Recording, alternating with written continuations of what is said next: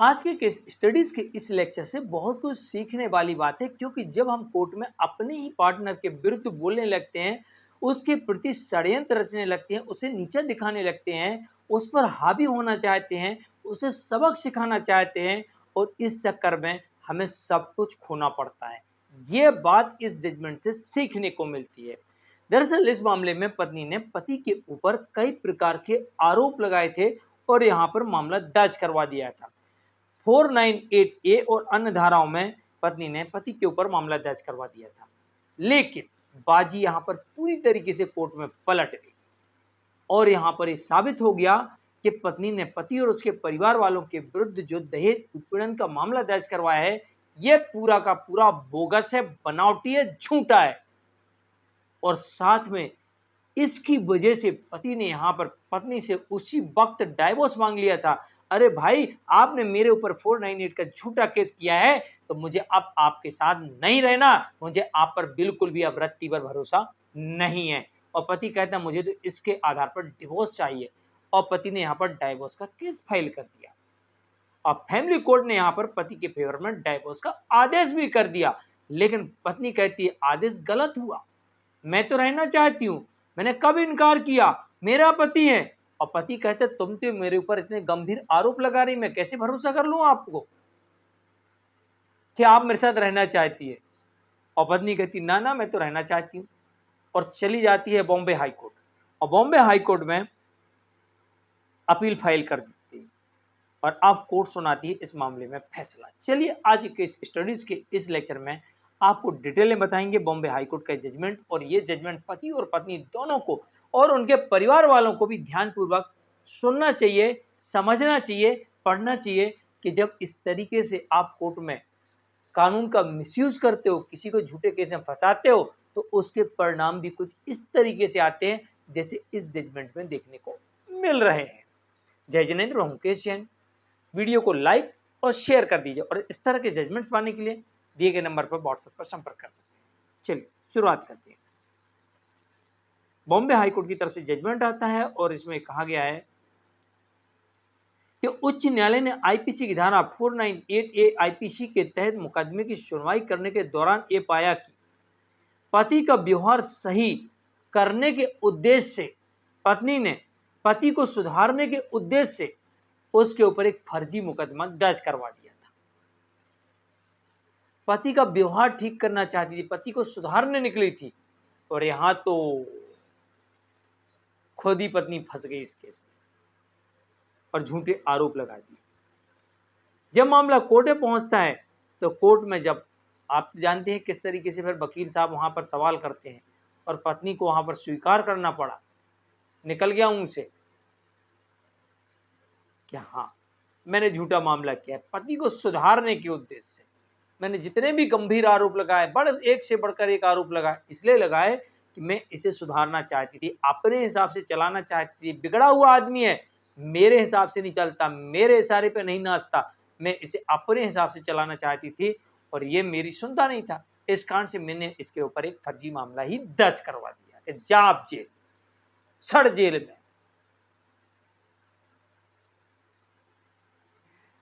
मैं तो आज भी रहना चाहती हूँ उसके साथ में, तो क्या जेल में जाकर रहोगे?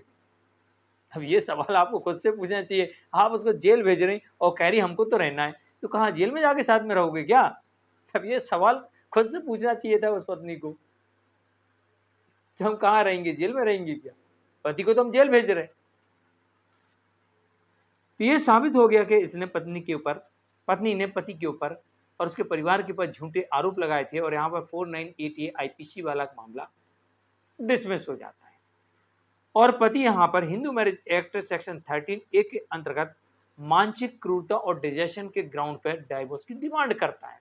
आमतौर पर ही होता है, बहुत सारे मामले में डिजेशन और मेंटल क्रूरल्टी ही होती है, और यहाँ पर ही पति ने मेंटल क्रूरल्टी और डिजेशन के आधार पर डिवोर्स मांगा, क्योंकि स्वाभाविक है जब केस होगा तो पत्नी दूर रहेगी, तो डिजेशन तब माना जाएगा जब लगाए गए आरोपों को साबित नहीं कर पाएगी। और यहाँ तो इस मामले में खुद ही मुंह से निकल गया कि भैया मैंने झूठे मामले दर्ज करवाए थे, मैंने तो झूठ बोला, झूठा केस है, मेरे पास कोई सबूत नहीं है। ये साबित हो गया कोर्ट के सामने कि मामला झूठा है। तो भाई मेंटल क्रूरल्टी भी होगी झूठे आरोप लगाने से, और साथ नहीं रहना बिना किसी कारण के, सो डिजर्शन भी साबित हो गया, और साथ में ये भी साबित हो गया कि बिना किसी कारण के पत्नी अलग रह रही। 3 ग्राउंड एक साथ साबित हो गए। पति ने डिवोर्स मांग लिया, फैमिली कोर्ट ने यहाँ पर पति को डिवोर्स दे भी दिया। अब लेकिन पत्नी कहती गलत आदेश हुआ, अरे फैमिली कोर्ट को ऐसा नहीं करना चाहिए, हमारे साथ तो गलत हो गया, मुझे तो उसके साथ रहना है, और पहुंच जाती है Bombay high court. Bombay high court ये कहती है कि मामला वैवाहिक विवादों से जुड़ा हुआ है, जिसमें पत्नी ने उत्पीड़न एवं दहेज मांगने के आरोप लगाए थे। उत्पीड़न के आरोप में मारना, पीटना, डराना, धमकाना, गाली गलौज करना, छेड़छाड़ करना, तमाम चीजें आ जाती हैं, और दहेज मांगती है। ये सब कुछ मेरे को दहेज के लिए करते हैं, ये सब कुछ मेरे साथ दहेज के लिए कर रहे हैं, ये भी पत्नी इस मामले में कह रही है। और उसने खुद स्वीकार कर लिया कि उसने अपने पति को दंडित कराने के लिए नहीं, उसे सुधारने के लिए, अपने हिसाब से, अगर वो मेरे हिसाब से चलता है तो कोई दिक्कत नहीं है, ये मामला झूठा है, खत्म कर दो, मैं चाह रही को मेरे हिसाब से चले। तो यहाँ पर ये मामला मैंने उसको सुधारने के लिए किया था, उसका व्यवहार ठीक करने के लिए। तो फैमिली कोर्ट के द्वारा पति के पक्ष में आदेश सुनाया जाता है कि जो डिवोर्स है वो उसे डिवोर्स दे दिया जाता है, लेकिन पत्नी कहती है कि ना ना ना ना, ये तो गलत दिया है, और इसे वो हाई कोर्ट में चुनौती देती है और कहती है कि नहीं, ये गलत है, ऐसा नहीं होना चाहिए। तो उच्च न्यायालय ने स्पष्ट कर दिया, बॉम्बे हाई कोर्ट ने स्पष्ट कर दिया कि पति पत्नी का मन एक दूसरे के विरुद्ध झूठ अभियोग का सहारा लेने के लिए भ्रष्ट हो जाता है, तो विश्वास और आपसी सम्मान की सामंजस्यपूर्ण विवाह के लिए आवश्यक रूप से नष्ट हो जाती है। तो ऐसी हरकतें क्रूरता के दायरे में आती है, तो यहाँ पर डाइवोर्स देना उचित है। और देखो क्या बहुत महत्वपूर्ण बात कह रही है कि भाई जब एक दूसरे के प्रति झूठे आरोप लगाने लगते हो तो इससे विश्वास भी खत्म होता है, इससे सम्मान भी खत्म होता है, आपसी सामंजस्य भी खत्म होता है, और जब ये तीनों चीज़ें खत्म हो जाती हैं तो विवाह भी नष्ट हो जाता है। ना विश्वास रहा, ना मन मिल रहा है, और ना ही एक दूसरे का सम्मान कर रहे हैं, तो भाई विवाह नष्ट हो गया, बचा क्या विवाह में?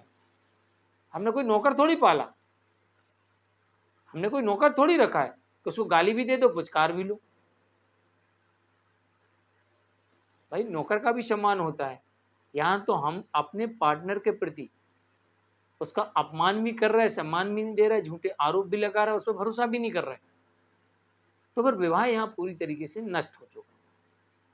तो जो फैमिली कोर्ट के द्वारा दिए आदेश है उसे उच्च न्यायालय हाई कोर्ट ने पोस्ट कर दिया, और यहाँ पर पत्नी के द्वारा लगाई गई डिवोर्स की अपील को डिसमिस कर दिया।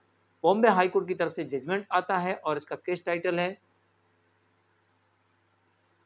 वह भी राजेंद्र चालके वर्सेस राजेंद्र गणपत चालके। जानकारी कैसी लगी कमेंट में जरूर लिखिएगा, वीडियो को लाइक शेयर कर दीजिए। मिलते हैं एक और केस स्टडीज के एक और लेक्चर में। मैं हूं मुकेश जैन, आज के लिए इतना ही। ध्यान रहे आरोप लगाने के पहले 100 बार सोचा करें, अन्यथा मामला आपके विरुद्ध भी जा सकता है। नमस्कार।